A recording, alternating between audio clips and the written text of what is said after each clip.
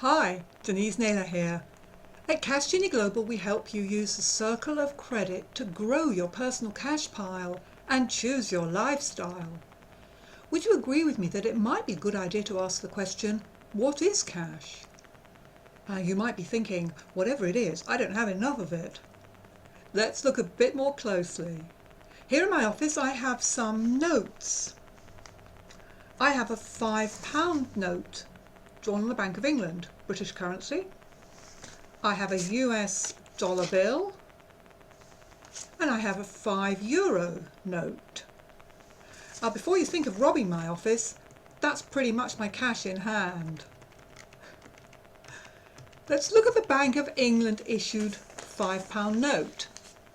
And if you have a note yourself to hand, you might want to check it out for yourself. Can you see at the top where it says Bank of England, I promise to pay the bearer on demand the sum of £5? The note is signed for the Governor and Company of the Bank of England by the Chief Cashier.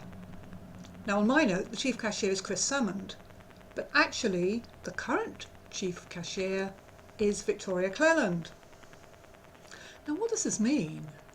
Well, every banknote bears the signature of the Chief Cashier of the Bank of England. What a great job title, by the way. Giving you a personal promise to pay the bearer of your note £5. The word bearer is key here. The bearer is the person who physically holds the cash. So if I pass this £5 note to you and you take it from me, you become the bearer and owner of the cash. Luckily, no one has yet figured out how we can do that down a computer network. That's one reason why rich people keep their spare banknotes stashed in a bank vault. Now, what about the balance in your bank account? Is that cash? Well, broadly speaking, if your balance is in credit, you can get cash from an ATM. And it's fair to say that in a well-regulated economy, your bank balance is liquid cash, unless everyone wants their notes and cash, coin, at the same time. Because despite the promise on the face of the banknote, the reality is that if you all turn up outside Threadneedle Street in the City of London demanding your money, the Bank of England cannot pay everyone at the same time. You see, your bank doesn't actually hold your money stashed in its vaults. Banks make money by lending out your money to other customers. And you might remember that the Bank of England stepped in temporarily to provide liquidity in 2007 when Northern Rock became the first UK bank for 150 years to face a queue of depositors outside the doors, angrily demanding their money in cash.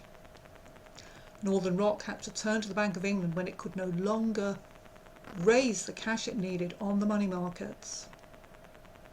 Now, the Bank of England should never need to pay everyone out if the economy is circulating money through trade and credit, if the circle of trust holds. So to summarise, the practical definition of cash is notes and coins and credit bank balances. Can you begin to grasp what I mean? Yes, even the definition of cash depends on trust. Trust that the bank will and can let you have your cash when you need it. That promise is printed on every banknote to remind you that trust is at the heart of money. Do join me next week.